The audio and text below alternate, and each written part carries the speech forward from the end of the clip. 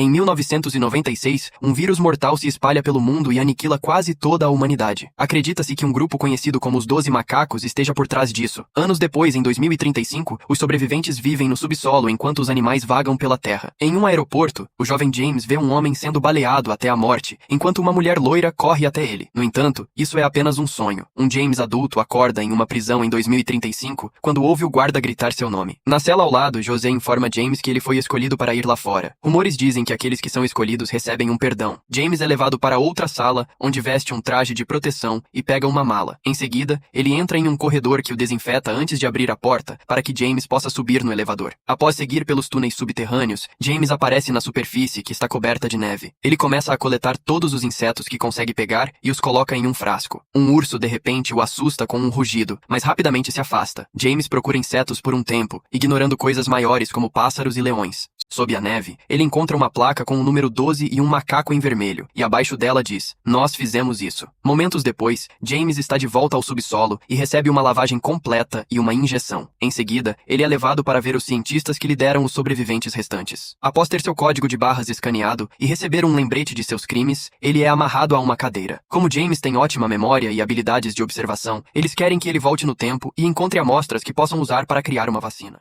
Em 1990, na Filadélfia, a psiquiatra Catherine é chamada à delegacia, onde fica sabendo sobre um homem mentalmente instável que acabaram de prender, que enfrentou 5 policiais e não aparece em nenhum banco de dados. Quando ela chega à cela, encontra Jamie acorrentado ao chão. Entre a viagem no tempo e a surra, sua mente não está exatamente clara no momento, então ele tenta explicar da melhor forma possível. Ele precisa coletar informações para uma emergência. Quando menciona 1996, Catherine o corrige e diz que é 1990, significando que a máquina do tempo falhou. Após Catherine confirmar que James está mentalmente doente, ele é levado a um asilo, onde recebe outra lavagem completa. Então, um guarda apresenta James a um paciente chamado Jeffrey, pedindo-lhe que dê uma volta com ele. Enquanto Jeffrey mostra o lugar a James, ele continua a desabafar contra o sistema, as corporações e como os humanos estão destruindo o planeta. Mais tarde, James é levado para ver os psiquiatras e perde o controle. Toda vez que os guardas tentam segurá-lo, ele lhes conta tudo sobre o vírus e os 12 macacos, explicando que não pode mudar as coisas agora porque já aconteceu, mas que ajudará as pessoas no futuro. Os médicos obviamente não acreditam nele, então James diz que pode provar com um telefonema. No entanto, quando ele tenta o número que os cientistas lhe deram, é atendido por uma casa normal, e ele percebe que, como este é 1990, aquele número ainda não se conecta à secretária eletrônica correta. Naquela noite, James sonha novamente com o aeroporto. Ele acorda no meio da noite e olha pela janela, apenas para Jeffrey explicar que é impossível abri-la. Enquanto Jeffrey começa outro desabafo maluco, James encontra uma aranha e a come, na esperança de que ainda seja uma amostra. Jeffrey admite que conhece uma maneira de sair. Ele não a usará porque seu pai rico virá buscá-lo em breve. De repente, Jeffrey começa a gritar, abaixando as calças para mostrar seu traseiro aos guardas. Quando eles vêm acalmá-lo, ele começa a destruir travesseiros e é levado embora. No dia seguinte, Jeffrey e James assistem a uma reportagem sobre cientistas operando em animais. Ambos acham cruel, e James diz que talvez a humanidade mereça ser destruída afinal. Jeffrey fica chocado, mas adora a ideia. Nesse momento, James recebe um pouco de remédio e logo entra em um estado muito passivo e quase não responsivo. Mais tarde, Jeffrey aparece com uma chave que roubou de um guarda e a coloca na mão de James. Então, ele começa a gritar e quebrar coisas para criar uma distração, inspirando outros pacientes a também se revoltarem. James ainda está em um estado atordoado, então Jeffrey o empurra da cadeira para fazê-lo reagir. Movendo-se muito lentamente e caindo constantemente, James chega à porta e a abre para sair da área principal. Ele atravessa um corredor e encontra um guarda que, por acaso, é o diretor da prisão no futuro. A porta da frente está trancada, então o guarda diz a ele para pegar o elevador, sem se importar com sua fuga. Depois de pegar o elevador, James acidentalmente aciona um alarme, e os guardas vêm imediatamente atrás dele. Eles o cercam rapidamente, e James luta contra eles, conseguindo acertar alguns homens antes de ser capturado. Então, James é amarrado a uma maca e deixado em uma sala isolada. Em seguida, Catherine explica aos outros médicos que tem uma sensação estranha sobre James, como se ela o conhecesse de algum lugar. A conversa deles é interrompida por um guarda, que os leva para a sala isolada. James desapareceu completamente, o que é impossível porque a sala só tem uma porta trancada e nenhuma outra saída. O sonho do aeroporto assombra James novamente, e desta vez, ele vê um homem com o rosto de Jeffrey e uma maleta fugindo. De repente, ele acorda sozinho em uma sala. Em 2035, ele pode ouvir um homem com uma voz rouca falando bobagens para ele, dizendo que pode estar na cela ao lado ou ser apenas um fruto da sua imaginação. Logo, James é levado aos cientistas, que tocam uma gravação distorcida de alguém falando sobre a localização dos 12 macacos. James explica que não enviou essa mensagem porque foi enviado para o ano errado e compartilha o que aconteceu. Os cientistas mostram a ele um monte de fotos antigas e James reconhece Jeffrey na multidão dos 12 macacos. macacos. Então, eles perguntam se ele quer tentar novamente. Logo, James é preparado na máquina do tempo, que requer toneladas de fios e cálculos extras para fazer isso certo desta vez. Infelizmente, James aparece no meio de uma batalha na Primeira Guerra Mundial. Enquanto corpos caem por toda a área, os soldados franceses o interrogam com armas em punho, mas James não fala francês. Nesse momento, uma bomba explode e os soldados trazem um soldado ferido que acaba sendo José. Quando um soldado tira uma foto, James rasteja até seu amigo, apenas para ser subitamente baleado na perna enquanto grita de dor. Outro salto no tempo é acionado. Em 1996, Catherine está dando uma apresentação sobre loucura e visões apocalípticas. Um de seus exemplos inclui um soldado da Primeira Guerra Mundial que falou bobagens sobre uma doença que acabaria com a humanidade. O cara simplesmente desapareceu no meio da guerra e a foto que ela usa se parece com José. Após a palestra, Catherine autografa seu livro para o público e é abordada pelo Dr. Peters, que acha que os alarmistas são os sensatos e que a destruição do meio ambiente pela humanidade é a verdadeira loucura. Depois, Catherine caminha até seu carro e é surpreendida por um homem misterioso que a sacode antes de entrar no carro com ela. Ele afirma ter uma arma e a força a levá-lo para Filadélfia, explicando que não sabe dirigir porque vive no subsolo desde os 8 anos. Catherine percebe que o cara é James, que pede desculpas pelo ataque e diz que precisa de sua ajuda. Durante a viagem, James fica animado por respirar ar fresco e ouvir música boa no rádio. Eles também ouvem sobre um garoto que caiu em um poço abandonado, mas James não se comove porque se lembra disso. Ele afirma que tudo foi uma pegadinha e que o garoto está escondido em um celeiro. Algum tempo depois, os amigos de Catherine avisam a polícia que ela desapareceu e eles vasculham seu apartamento, onde encontram uma mensagem na secretária eletrônica. Um colega do hospital psiquiátrico a avisa que James está de volta e procurando por ela. Enquanto isso, James e Catherine estão descansando em um hotel. James sonha novamente com o aeroporto e desta vez vê Catherine como a mulher loira. Quando acorda, ele conta a Catherine sobre isso enquanto ainda a mantém amarrada. Então, ele pega o dinheiro dela e vai até uma máquina de venda automática para comprar alguns lanches. Quando volta, vê na TV que é um homem procurado por sequestrar Catherine. A dupla imediatamente volta para a estrada e James revisa suas anotações sobre os 12 macacos, explicando que eles têm o vírus original. Eventualmente, eles chegam a Filadélfia e dirigem pela cidade até que James vê algo. Ele corre para uma parede e encontra o grafite dos 12 macacos. Catherine considera usar a chance para escapar, mas em vez disso escolhe segui-lo para ajudá-lo. Ainda achando que ele é louco, James começa a seguir o grafite na parede enquanto arrasta Catherine com ele. E eles congelam quando um vagabundo com voz rouca diz que ninguém pode se esconder porque estão rastreando-os graças a dispositivos escondidos nos dentes. É por isso que ele removeu os próprios dentes. Eles o ignoram e continuam seguindo o grafite. Ao entrar em um teatro abandonado, o lugar se tornou um esconderijo para os desabrigados e 2 homens malucos imediatamente os atacam. James é atingido por um homem armado algumas vezes, então ele finge implorar e estar fraco para se aproximar e dar um soco no homem na virilha. Então ele domina o homem e bate sua cabeça contra a parede antes de ir atrás do outro, derrubando-o. Antes que o homem possa aproveitar de Catherine com fúria selvagem, James o soca e chuta até a morte. Depois de pegar a arma do vagabundo, a dupla sai correndo do prédio e James reconhece uma estátua de porco da foto mostrada pelos cientistas. Este é o quartel-general da FAA, ou Freedom for Animals Association. Eles entram e James pergunta ao grupo sobre os 12 macacos, ameaçando-os com sua arma. Eles admitem que costumavam trabalhar com Jeffrey, mas se afastaram dele quando ele se tornou um extremista a favor de táticas de guerrilha. Jeffrey formou um novo grupo chamado 12 Macacos. Depois disso, seu pai Leland é um virologista famoso que experimenta em animais, e James encontra uma foto dele depois de amarrar o grupo. Um artigo de jornal mostra a vez em que Jeffrey soltou 100 cobras no Senado. No entanto, depois de muitas lutas um dia, Jeffrey de repente disse que se arrependia de tudo e começou a apoiar os experimentos de seu pai. Depois de roubar um livro de endereços da FIA, James força Catherine a levá-lo à mansão de Leland em um carro roubado. James ainda está com dor por causa de sua perna, e quando Catherine percebe, ela para o carro para roubar alguns suprimentos de uma casa próxima. Então ela cuida do ferimento, removendo a bala no processo. James pede desculpas antes de agarrá-la com força extra. Momentos depois, James chega à mansão e se esconde debaixo de um carro para evitar as pessoas. Quando ele sai, ele acidentalmente deixa cair a arma. Na casa, Leland está fazendo um discurso para seus convidados do jantar, enquanto Jeffrey finge ser um filho bem comportado, embora esteja dormindo. Um guarda de repente o acorda para dizer que encontraram um homem estranho que afirma conhecê-lo. Jeffrey vai dar uma olhada e finge não conhecer James, mas rapidamente muda de ideia quando James menciona os 12 macacos. Quando Jeffrey leva James para outra sala para privacidade, James continua pedindo uma amostra do vírus. Jeffrey pensa que ele quer espalhá-lo para destruir a humanidade, como ele havia dito no asilo. Com um ataque furioso, James o segura sobre a borda da varanda. Os guardas imediatamente vêm pará-lo, e James começa a lutar com eles, enquanto Jeffrey faz outro discurso gritando contra o sistema. James troca alguns golpes com os guardas e pula sobre a varanda, assustando todos os convidados elegantes. Quando ele aterrissa, ele imediatamente sai correndo, e os guardas tentam segui-lo, assustando todos na cozinha. No entanto, James já se foi. Mais tarde, na floresta, James deixa Catherine sair do porta-malas, e ela o ataca em frustração, mas ela não é forte forte o suficiente para machucá-lo. Nesse momento, eles ouvem a polícia chegando e Catherine começa a buzinar para chamar a atenção deles. James dança no lago, dizendo que adora estar ao ar livre no ar fresco, apenas para desaparecer de repente. Pela manhã, Catherine volta para casa depois de ser interrogada. Ela ouve nas notícias que o garoto perdido foi encontrado em um celeiro porque tudo foi uma pegadinha, exatamente como James disse. Em 2035, James acorda e encontra os cientistas cantando uma música para ele com uma bela pintura atrás deles. Como James encontrou a origem do vírus, ele recebe um perdão oficial e uma promessa de que pode sair assim que se sentir melhor. Tudo é muito estranho, e James surta, dizendo que eles não são reais. Então ele começa a rir e chega à conclusão de que é insano. Então eles injetam um sedativo nele. Momentos depois ele acorda e ouve o homem com a voz rouca que diz a James que seu verdadeiro desejo é ver o céu, o oceano e estar com ela. James se pergunta se a voz está em sua cabeça e se é o cara sem dentes que viu antes. Em 1996, Catherine tem dificuldade para dormir. Uma manhã, ela recebe uma ligação do detetive que explica que a bala do ferimento de James foi analisada. Os relatórios balísticos indicam que foi disparada em algum momento antes de 1920. Assustada, Catherine desliga e corre para verificar sua pesquisa. Ela encontra a foto do homem louco da Primeira Guerra Mundial e vê James ao lado de Joss. Acreditando na história de James agora, Catherine liga para Leland para lhe dizer que seu filho roubará o vírus, mas ele promete que sua segurança é rígida. Depois de desligar, Leland pede a seu assistente Peters para melhorar suas medidas de segurança. De volta a James, ele tenta convencer os cientistas a enviá-lo de volta a 1996, prometendo que seu surto na cama foi resultado de sentir-se doente e que ele está melhor agora. Os cientistas dão a ele um teste sobre o vírus, fazendo-o listar todos os locais onde o vírus apareceu pela primeira vez na ordem correta. James passa sem problemas e percebe algumas fotos de grafites no prédio da FAA que não estavam lá quando ele visitou. Enquanto isso, Catherine está do lado de fora da FAA, gritando para que a deixem entrar. O grupo a ignora enquanto revela que Jeffrey está trabalhando com eles e mentiram para James. Nesse momento, um vagabundo com voz rouca a avisa que a polícia está observando, e Catherine pensa que este é o homem que James ouvia frequentemente. No entanto, quando ela pergunta, o homem se assusta e foge. Desesperada, Catherine começa a pintar o grafite que James viu na foto. Nesse momento, James aparece e diz a Catherine que quer se entregar à polícia porque aceitou que está louco. Catherine o arrasta para longe, mas é tarde demais. O policial os viu. Felizmente, eles atravessam a rua e outro veículo bloqueia o carro da polícia, permitindo que eles escapem. Momentos depois, a dupla chega a um hotel e Catherine paga por apenas algumas horas. O recepcionista pensa que ela é uma trabalhadora travessa, e depois que eles vão para o quarto, ele liga para o cara responsável pelos negócios sujos desse bairro. No quarto, Catherine mostra a foto a James e tenta convencê-lo de que tudo é real. No entanto, James não se importa. Ele só quer ter uma vida normal ali com ela. Enquanto Catherine o abraça para confortá-lo, um homem de repente invade o quarto e a acusa de trabalhar em seu território. Ela tenta explicar, mas o homem a soca antes de tirar uma faca e agarrá-la pelo cabelo. James finalmente reage e pega o telefone para começar a bater nele. Aterrorizada, Catherine implora para que ele não o mate, então James tranca o homem no banheiro. Catherine se preocupa porque ouve gritos, mas a porta se abre e James revela que removeu seus dentes, como o vagabundo disse. Quando a polícia chega, a dupla já escapou pela janela. Depois que Catherine também remove seus dentes, ela e James pegam um ônibus para o centro da cidade. Ela usa um telefone público para ligar para o número que James tentou em 1990 e fica animada quando uma empresa de limpeza de carpetes atende. Ela pensa que o surto do vírus pode ser algo da cabeça de James, afinal. Mas quando ela começa a recitar a mensagem que deixou na máquina, James a termina por ela. É a gravação que os cientistas tocaram para ele, o que significa que tudo é real. Nesse momento, eles são capturados na tela das câmeras de uma loja, então eles correm para dentro para comprar disfarces.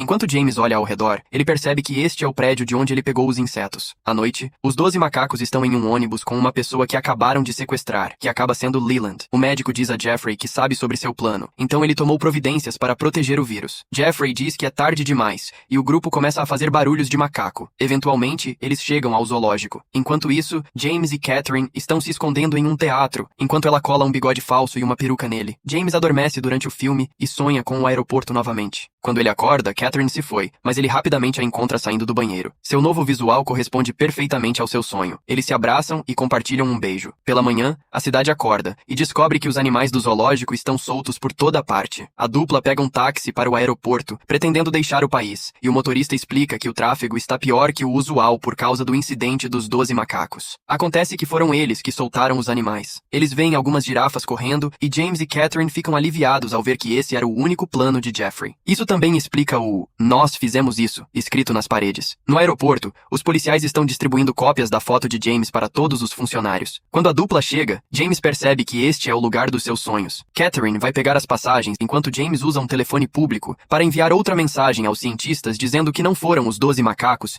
que liberaram o vírus e que ele não quer voltar. No balcão, o homem com a mala do sonho está pegando uma passagem para todos os locais da lista de vírus de James. Depois, James vai ao banheiro para arrumar seu bigode e o homem com a voz rouca fala de uma cabine dizendo que James não tem permissão para ficar. James grita que já fez seu trabalho, mas quando abre a cabine, é apenas um empresário aterrorizado. Ao sair, James encontra José, que confirma que os cientistas receberam a nova mensagem. Ele tenta dar uma arma a James, mas ele recusa. José admite que sua missão é atirar em Catherine se James não cooperar, e James começa a estrangulá-lo, mas ele se acalma e pega a arma afinal. Enquanto isso, o jovem James está chegando com sua família na banca de jornal. Catherine esbarra no cara da mala, que acaba sendo Peters. Depois que ele se afasta, Catherine olha o jornal e vê a foto dele ao lado de Leland. Ela corre para encontrar James e lhe conta sobre Peters, então eles começam a procurá-lo. Nesse momento, Peters é parado pela segurança do aeroporto, que pede para ver o conteúdo da mala. Peters abre um frasco para provar que está vazio, mas na verdade ele está começando a espalhar o vírus. Catherine e James tentam passar pela linha de segurança e o funcionário os impede, causando uma discussão. Um policial vê James e tenta prendê-lo, mas James o soca e corre pelo detector de metais enquanto empurra a guarita, enquanto Catherine bloqueia o caminho para ganhar tempo. O jovem James assiste a toda a cena. O James adulto puxa sua arma para parar Peters, mas antes que ele possa atirar, a polícia o abate. Peters consegue entrar no avião, e Catherine corre para o corpo moribundo de James, confirmando que o jovem James viu sua própria morte. Catherine mal tem tempo de lamentar antes de a polícia levá-la. No avião, Peters conversa com os outros passageiros, que acabam sendo os cientistas do futuro. No estacionamento, o jovem James observa o avião decolar.